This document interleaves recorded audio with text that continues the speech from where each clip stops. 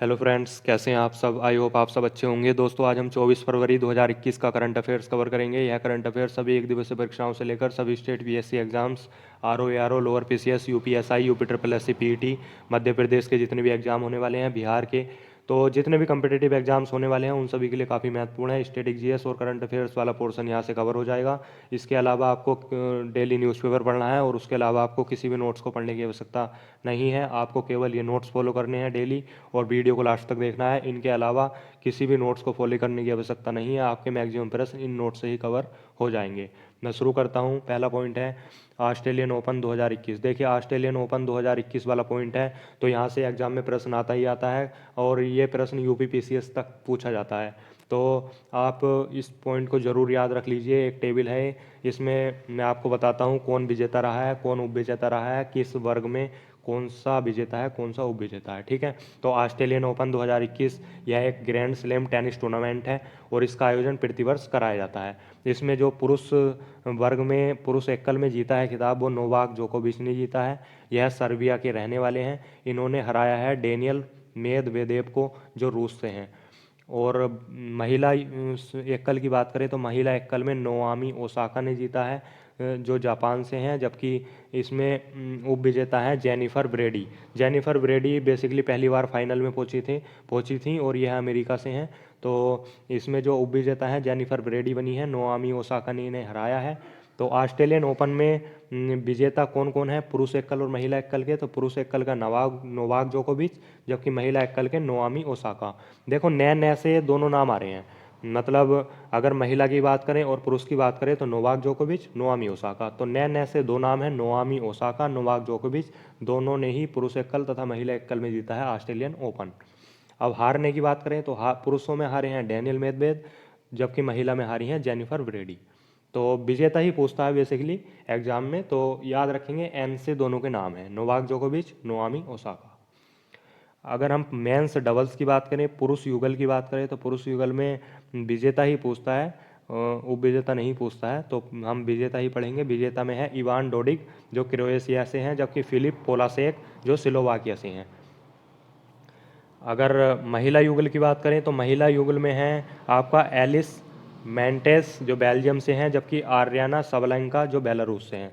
तो महिला युगल में जीता है एलिस मेंटेस ने तथा आर्यन सबलेंका ने, जबकि पुरुष डबल्स में जीता था इवान डोडिग ने तथा फिलिप पोलासेक ने। आप मिक्स्ड डबल्स की बात करें, मतलब पुरुष और महिला दोनों ने मिलके जो खेलते हैं, तो उसमें भी विजेता पूछता है, उप विजेता नहीं पूछता है। तो इसमें राजीव राम है यूएसए से, जबकि आपके 12 बोरा हैं महिला हैं जो चेक गणराज्य से हैं। तो मिक्स डबल्स, वुमेन्स डबल्स, पुरुष डबल्स में आपको विजेता याद रखने हैं, जबकि पुरुष एकल में तथा महिला एकल में आपको विजेता तथा उपविजेता दोनों याद रखने हैं।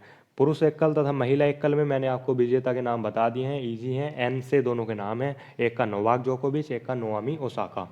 ठीक, तो ये था आपका ऑस्ट्रेलियन ओपन 2021। आप इसको एक बार टेबल को नज़र घुमा लीजिए, इसको याद कर लीजिएगा। नेक्स्ट पॉइंट है इसमें दूसरे खेलो इंडिया यूनिवर्सिटी गेम्स 2021। दूसरे खेलो इंडिया यूनिवर्सिटी गेम्स 2021, इसका आयोजन इस वर्ष किया जाएगा बेंगलोर कर्नाटक में। पिछली वर्ष 2020 में इसका आयोजन कहाँ हुआ था, भुवनेश्वर उड़ीसा में। तो इसका इस बार दूसरा संस्करण है खेलो इंडिया यूनिवर्सिटी गेम्स का, जो बेंगलोर कर्नाटक में कराया जाएगा, जबकि पिछले साल 2020 में इसका पहला आयोजन हुआ था भुवनेश्वर में। नेक्स्ट पॉइंट है उत्तर प्रदेश सरकार द्वारा काला नमक नाम से प्रसिद्ध एक बुद्धा चावल है जो सिंगापुर को निर्यात किया जाएगा। तो एग्जाम में पूछा जा सकता है कि बुद्धा चावल जो सिंगापुर को उत्तर प्रदेश सरकार द्वारा निर्यात किया जाएगा उसे किस नाम से जाना जाता है, तो उसे काला नमक नामक संज्ञा दी गई है। उत्तर प्रदेश के एग्जाम्स के लिए महत्वपूर्ण है, वैसे सेंट्रल लेवल पर इतना महत्वपूर्ण नहीं है। नेक्स्ट है jasmine Harris. Jasmine Harris Britain के रहने वाली हैं। इन्होंने अटलांटिक महासागर को पार किया है और यह अटलांटिक महासागर को पार करने वाली सबसे युवा महिला बनी है। अटलांटिक महासागर को पार करने वाली सबसे युवा महिला कौन बनी है, जैस्मीन हैरिस, जो ब्रिटेन से संबंध रखती हैं। नेक्स्ट है यूएस से आधिकारिक तौर पर 2015 के पेरिस समझौते में फिर से शामिल हुआ है। 2015 में हुआ था पेरिस समझौता, जो जलवायु पर्यावरण परिवर्तन से संबंधित है। और इसको इसमें जो है यूएस से निकल गया था लास्ट टाइम, तो अब जो है यूएस से यानी कि संयुक्त राज्य अमेरिका दोबारा से आधिकारिक तौर पर इसमें जो है शामिल हो गया है। नेक्स्ट है इसरो के अनुसार, इसरो बेसिकली भारतीय एजेंसी है और इसरो चंद्रयान 3 नामक भारत का तीसरा चंद्रमा अभियान लॉन्च करेगी 2022 में। आप जानते हैं चंद्रयान 2 विफल रहा था, चंद्रयान 2 भी भेजने का प्रयास किया गया था इसरो द्वारा, लेकिन अब चंद्रयान 3 के लिए इसरो जो संगठन है भारत का वो पूर्ण रूप से तैयार है इस चंद्रयान 3 को भेजने के लिए चंद्रमा पर, और यह भेजा जाएगा 2022 में। इसरो के बारे में जान लेते हैं। इसरो बेसिकली हेडक्वार्टर है इसका बेंगलोर में और इसकी स्थापना हुई थी 1969 में।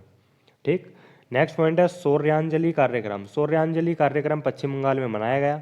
यह कार्यक्रम नेताजी सुभाष चंद्र बोस की 125वीं जयंती के उपलक्ष्य में आयोजित किया गया। नेक्स्ट है अटल पर्यावरण भवन। अटल पर्यावरण भवन का उद्घाटन किया गया लक्षद्वीप में। नेक्स्ट है JV एक्का समिति। JV एक्का समिति असम सरकार द्वारा इसको बनाया गया था इस समिति को, और इस समिति ने जो है चाय के जो बागान है वहाँ पे जो श्रमिक मजदूर वर्ग है वहाँ पे काम करता है, तो उन मजदूरों की उन श्रमिकों की वेतन में वृद्धि की है, और इस वेतन वृद्धि के लिए ही JV एक्का समिति का गठन किया गया है। अब इनकी मजदूरों की जो मजदूरी है वह 217 रुपये दैनिक हो गई है। तो 217 रुपये दैनिक मजदूरी की है JV एक्का समिति ने, जो असम सरकार द्वारा बनाई गई है चाय बागान श्रमिकों द्वारा। नेक्स्ट है लक्ष्मी विलास पैलेस। लक्ष्मी विलास पैलेस बड़ोदरा में स्थित है। बड़ोदरा है आपका गुजरात में, याद रखेंगे। अभी चर्चा में बना हुआ है लक्ष्मी विलास पैलेस किसी कारण से, तो पूछ सकता है यह कहाँ पे स्थित है। बड़ोदरा गुजरात में स्थित है। नेक्स्ट है भारत और मालदीव के बीच में 5 समझौते हुए हैं और यह काफ़ी महत्वपूर्ण है। कौन कौन से समझौते हुए हैं जान लेते हैं।